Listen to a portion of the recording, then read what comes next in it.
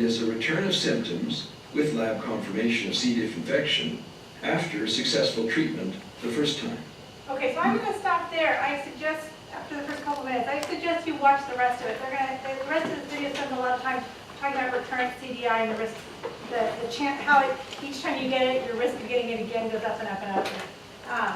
But that kind of gives you the basics. So Clostridium difficile is so remember Clostridium sporogenes that we used in lab? It was the one with the screw top that we used, and it was anaerobe, and it smelled really bad, right? Okay, yeah, you're with me now.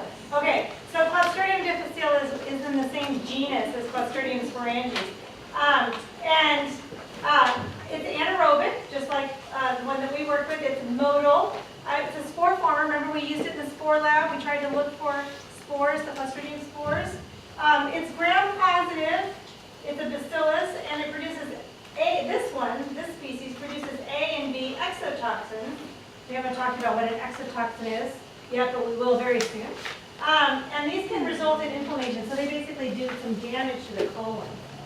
There's about 500,000 cases per year, and the problem is that it recurs. So about a fifth of the patients who get it never really get rid of it very well. It's very hard to get rid of. What prevents C. diff is having healthy gut microbes.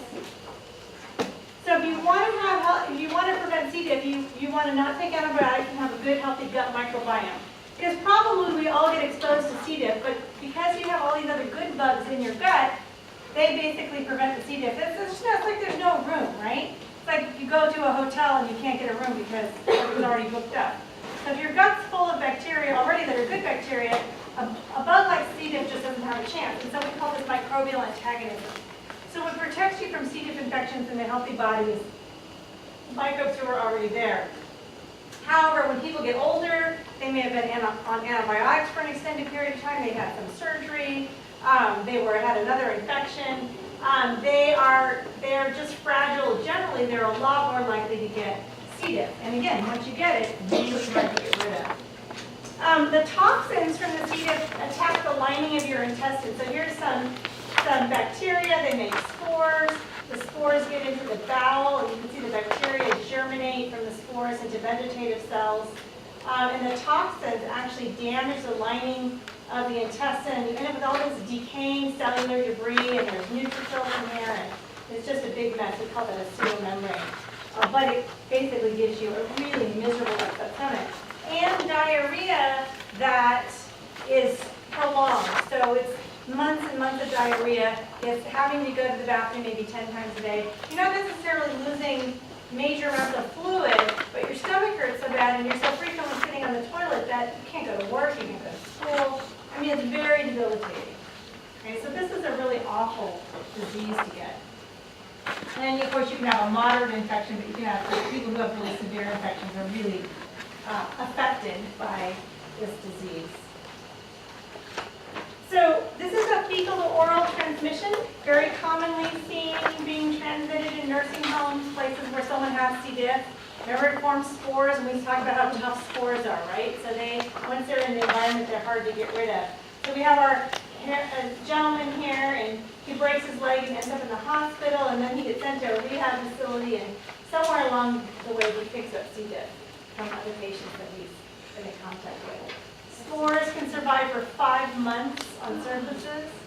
Remember that aseptic technique in the lab? Beginning of semester, I said the reason we do lab in the nursing schools, they demand you have lab, right? We provide the classes they want you to have. You know, we don't dictate to the nursing schools. They tell us what they want students to do. And I'm confident that the reason they want you to have a microbiology lab is so that you get exposed to aseptic technique because of these kinds of problems.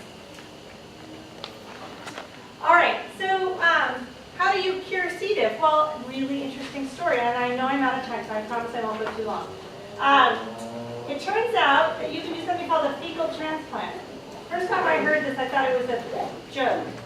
But you take someone who has a nice, healthy poo, once a day, nice and solid, good morning, rest of the day is fantastic. You take their poo, right? And you isolate a little bit of fecal material, and you get that into the gut of someone with C. diff. And it cures C. diff way more often than antibiotics. So what it does is it provides nice, healthy bacteria to compete out the Clostridium. way you treat a C. diff infection. It's called a fecal transplant. And you take an NG tube usually. You would think they'd go the other way, but the tube goes all the way into the bowel and provides you with healthy bacteria. So you pick someone you love and you say, honey, how are your foods?